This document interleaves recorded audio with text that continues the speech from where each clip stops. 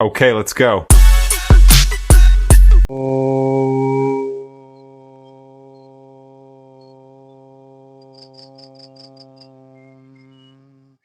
ओम नमः शिवाय। श्रीं श्री गणेशाय नमः। महाकाली महालक्ष्मी महासरस्वती माता की जय। 10 महाविद्या माता की जय। मित्रों, आज मैं बात करने वाला हूँ विज्ञान भैरव तंत्र। एक पुस्तक है जो तांत्रिक पुस्तक है और इस तंत्र में दिया गया समस्त ज्ञान भोले शंकर माँ पार्वती से जो है इस ज्ञान को कहते हैं। एक बार माता पार्वती जब सती के रूप में महाराज दक्ष के यज्ञ में भस्म हो गई थी, उसके बाद जब माँ पार्वती के रूप में पुनः भगवान शंकर उन्हें प्राप्त करते हैं शक्ति माता को, तो भोलेनाथ कहते हैं कि हे सती, हे पार्वती, सती रूप में तो तुम मुझसे अलग हो गई थी, लेकिन अब मैं तुम्हें उस विधि विधान का वर्णन बताता हूँ कि जिस विधि को अपनाने मात्र से आपका काल कुछ भी नहीं कर सकता और आप किसी भी परिस्थिति में सुरक्षित रहेंगी, अजर अमर हो जाएंगी और उस दिव्य गुण को प्राप्त करेंगी जो परमानंद का स्रोत है। तो उसी वाक्यान का उसमें भगवान शंकर माता पार्वती को 112 विधि बताते हैं। और ये विधियां मित्रों कोई ऐसा नहीं है कि कोई विकल्प है या कोई जो है व्यवस्था है। जैसे भगवान कृष्ण भी ध्यान की पद्धति बताते हैं। भगवान महात्मा बुद्ध जी भी भगवान ध्यान की पद्धति विपश्यना बताते हैं।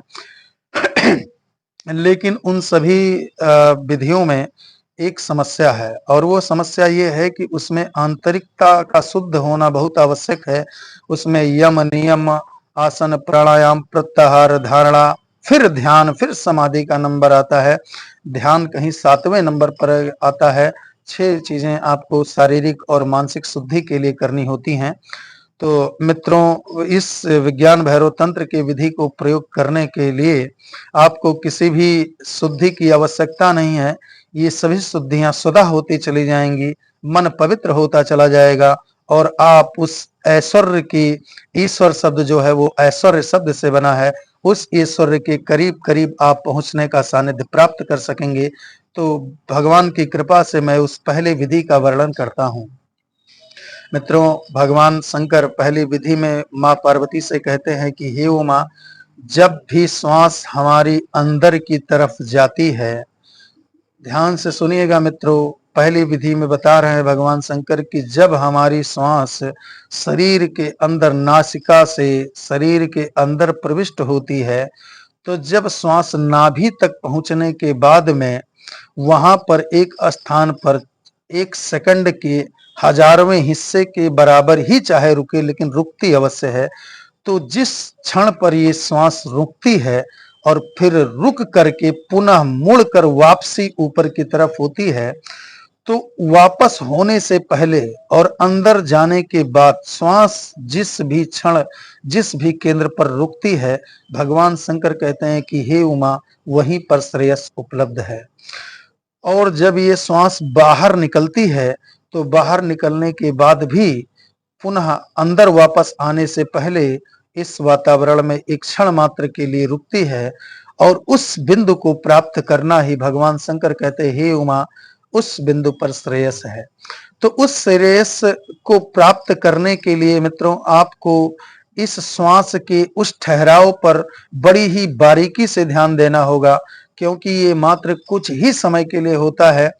और जब आप इस श्वास को गहरी ले करके और उस बिंदु पर ध्यान करने की कोशिश करेंगे, ठहरने की कोशिश करेंगे, तो निश्चित तौर पर आपका मन स्वयं ही एकाग्र हो जाएगा और मन में पवित्रता आने लगेगी, अन्य विचार समाप्त होने लगेंगे। मित्रों, इतना ही नहीं, जब श्वास चल रही होती है, उस विधि का मैं भी प्रयोग कर रहा हूं, तो मैं अपने अनुभव को बताता हूं कि जब भी मैं उस विधि का प्रयोग करता हूं, भगवान शंकर के विज्ञान भैरव तंत्र में बताई गई प्रथम विधि का, तो मैंने ये अनुभव किया है कि जब श्वास चलती है तो उस टाइम पर हम संसार से कनेक्टेड होते हैं, नेचुरल प्रकृति से कनेक्टेड होते हैं। संसार की समस्त वासनाएं, समस्त विकार जो हैं उनसे हम घिरे होते हैं।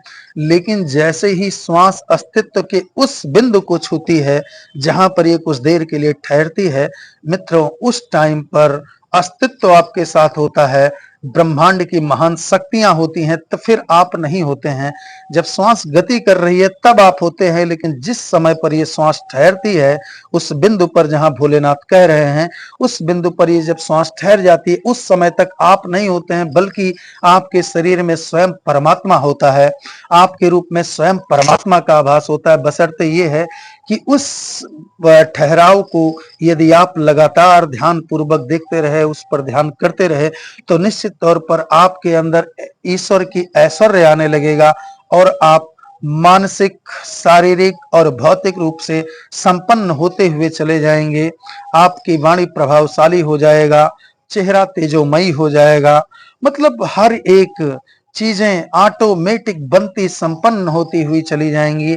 आपको कुछ भी करने की आवश्यकता नहीं है मित्रों, सिर्फ उस ठहराव वाले बिंदु पर की श्वास अंदर गई और लौटने से पहले, वापस होने से पहले, मुड़ने से पहले, श्वास के अंदर जाने के बाद और वापसी होने से पहले जिस बिंदु पर ठहर रही है उस बिंदु पर आपको ध्यान देना है। और मित्रों वह बिंदु जापानी भाषा में तांदेन कहा जाता है कि नाभि से भी करीब करीब 2-2.5 अंगुल नीचे करीब करीब वह पड़ता है।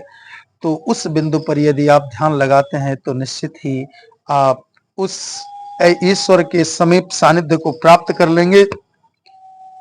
जितना ही श्रद्धा और विनम्रता पूर्वक आप इसकी खोज करेंगे, निश्चित आप उतना ही अधिक सफलता को प्राप्त कर सकेंगे।